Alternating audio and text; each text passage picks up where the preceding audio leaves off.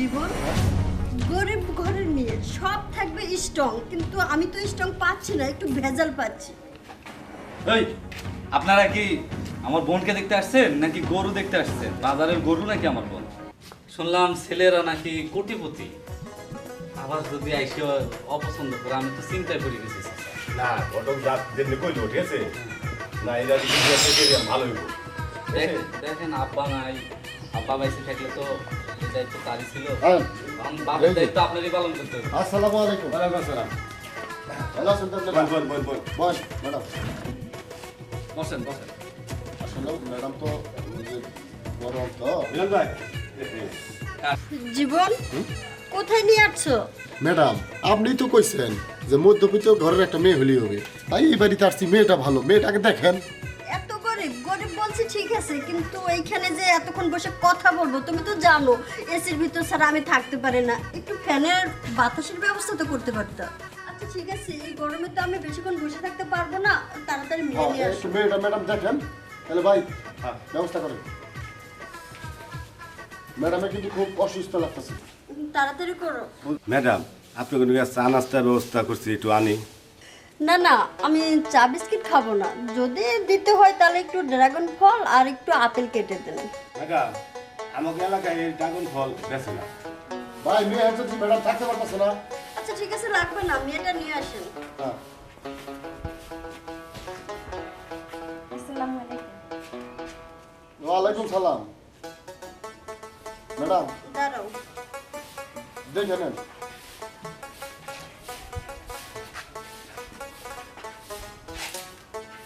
দেখি এদিকে একটু ঘুরো তো, একটু সামনে হাঁটো তো। হ্যাঁ আসো, এদিকে আসো। কত হ্যাঁ ম্যাডাম কেমন ভেজাল ভেজাল লাগছে। আপনি দেখে নেন, গেজাল নাই তো, আপনি দেখেন। আচ্ছা দেখি তোমার চুলটা অরিজিনাল না নকল? জি অরিজিনাল। চুলগুলো তো ভালো না, সিল্কি না, ফাটা ফাটা চুলগুলো কেমন জানি দেখাচ্ছে। দেখি এখনকার মেয়েরা তো নকল চুল লাগায়, গোসলের সময় খুলে রাখে। দেখি তোমারটা আসলে অরিজিনাল না নকল? ম্যাডাম আপনি করতেছেন কি? আচ্ছা দেখি তোমার মুখের ফেসটা। জীবন হ্যাঁ? একটু টিস্যু দাও তো, আমার মনে হয় মেকআপ বেশি করছে। হ্যাঁ ম্যাডাম টিস্যু।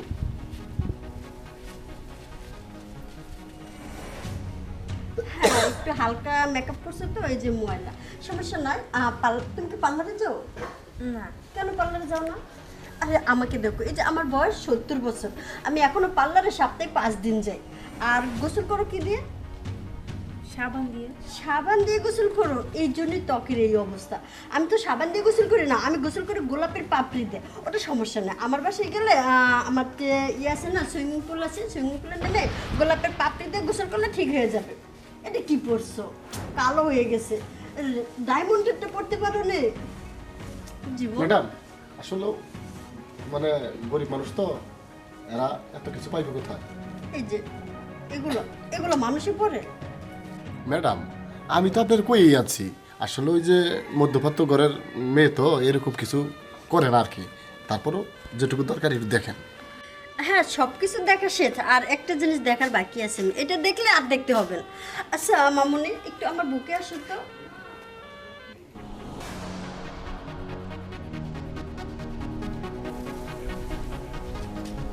জীবন গরিব ঘরের মেয়ে সব থাকবে স্ট্রং, কিন্তু আমি তো স্ট্রং পাচ্ছি না, একটু ভেজাল পাচ্ছি। এই আপনারা কি আমার বোনকে দেখতে আসছেন নাকি গরু দেখতে আসছেন? বাজারের গরু নাকি আমার বোন? ভাই সি, সি। চুপ করেন। ম্যাডাম সবকিছু দেখে দেখে আপনাকে কপাল ভালো। জীবন হ্যাঁ? তুমি আগে এসব কিছু বলো না, যে আমি কিভাবে মেয়ে দেখি। আচ্ছা ম্যাডাম আপনি কোনো বেজাল পাইছেন তো? হ্যাঁ আমার কাছে একটু ভেজাল মনে হচ্ছে, একটু রুমে নিয়ে আমাকে দেখতে হবে।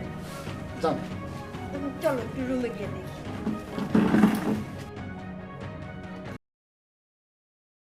কি ধরনের পক্ষ লিয়েছেন? আরে ভাই শুনেন, এ হচ্ছে টাটা কোম্পানির মালিকের এমডি, কথা বুঝেন। এর গাড়ি বাড়ি টাকা পয়সার অভাব নাই। এখন যদি 5 কোটি টাকা দাবি করে বসে, আপনি কি দিতে পারবেন? আপনার এই বোন যদি খালি ওই বাড়িতে বিয়ে হয়, রাজরানী হয়ে থাকবে, আর এই বাড়ি থেকে তো হেলিকপ্টার দিয়ে নিয়ে যাবো। গরক সাহেব এ বিয়ে তো হবে তো? হ্যাঁ আরে ভাই হবো, খালি ম্যাডাম বাইরে আসলে আপনাদের কপাল খুলছে। খালি ম্যাডামের কথাই দেখেন কি করে। জীবন হ্যাঁ বিয়ের মধ্যে তো ভেজাল আছে। ম্যাডাম হ্যাঁ এটা চলে না, তারপরেও আমি চালাতে পারবো। পারবেন তো? হ্যাঁ পারবো। আচ্ছা তো মেয়েকে আমি একবার পা থেকে মাথা পর্যন্ত স্বর্ণ ডায়মন্ড যা আছে সব কিছু দিয়ে নিয়ে যাব। আচ্ছা আর আমি তো এত কিছু দেবো। আর এই যে বাড়িটা আছে না, এই বাড়ির বিয়ের যত খরচ আছে আর আমার যে গেস্টগুলো আসবে ওরা তো এখানে বসতে পারবে না, ওদের বসার জন্য আমি ভালো একটা রেস্টুরেন্টের ব্যবস্থা করব, যত খরচ লাগে সব খরচ আমি চালাবো। আচ্ছা আমি তো এত কিছু করতেছি, কিন্তু আমার ছেলেকে কি দিবে? ম্যাডাম বলেন বলেন। আপনার ছেলের একটা সাইকেল দেবেন। হোয়াট? আমার ছেলেকে সাইকেল দিবেন? এই কি বলতেছেন আপনি? আমার ছেলে BMW ছেলে চালায় না, আর আপনি একটা সামান্য একটা সাইকেল দিবেন? আচ্ছা যাই হোক, ওটাও মেনে নেওয়া যাবে, কিন্তু আমার ছেলে হানিমুনে যাবে, কোথায় জানি যাবে বাবা? হানিমুনতে যাইতে চাইতেছি আম্মু চায়নাতে, যে হাওয়ার উপর যে ব্রিজ আছে না ও সেখানে। হ্যাঁ, তাহলে ওইখানকার যাওয়ার যে টিকিটটা আর ওইখানকার খরচটা এটা শুধু আপনারা দিয়ে দিন। হ্যাঁ ভাই দেখেন ব্যবস্থা করা যায় কিনা। আমার বোনের সুখের জন্য এটা কোনো বিষয় না। BMW গাড়ি তো, আর ওই যে চায়না হাওড়া ব্রিজে যাবে, সমস্যা নেই। কত টাকা লাগতে পারে? না তেমন বেশি না, মাত্র 50-60 কোটি টাকার মতো আর কি হবে। BMW যখন দিবেনই, তার সাথে আমার জন্য একটা মার্সিডিজ দিয়ে দিন। ওটা কোনো সমস্যা না, ব্যবস্থা হয়ে যাবে। আম্মা, শাশুড়ি আম্মা, হ্যাঁ বলো। আপনি তো অনেক ঘাইমা গেছেন তাই না? হ্যাঁ প্রচুর ঘেমে আর গেছি অনেক আমি। গরম। হ্যাঁ ভাইয়া যাও, আমার শাশুড়ি আমার জন্য শরবতের ব্যবস্থা করো। দেখছো বৌমা কত ভালো, বাসায় নিয়ে যাইতে না যাইতে আমার জন্য কত মায়া। জানি তো। আর আমার বসে বসে এতক্ষণে তোমার মাথা জ্ঞান আইলো। আমার বাসায় যখন যাবা তখন তো তোমাকে একেবারে মাথায় ভালো করে সরপত রাখতে আইবেন হবে। কিন্তু ভাই, ভালো সরপত। অনেক আদর যত্ন করে রাখবে তোমাকে। দেখো এই বাড়ির কথা তোমার মনেই পড়বে না একেবারে, তুমি যে যার কাছে থাকবা মনে করবে যে স্বর্গে আসো, আর আমার বাড়িতে গেলে তুমি তো ওই বাড়ির কথা ভুলেই যাবা।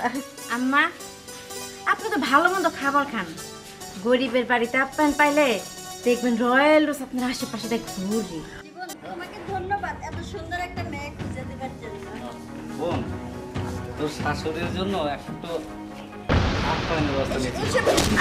এসব কি করছো তোমরা? আম্মা, এইটা হচ্ছে গরিবের আপ্যায়ন। ভাই আপনি আমাকে খাওয়া দাওয়া ভালো করে দিই। মা, কি হচ্ছে?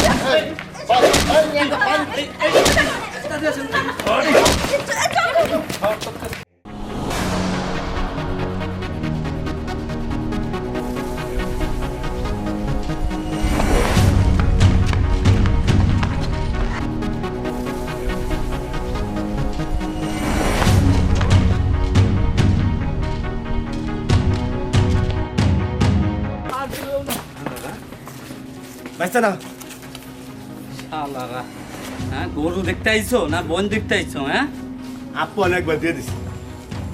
নতাকে একবার ওষুধ খেতে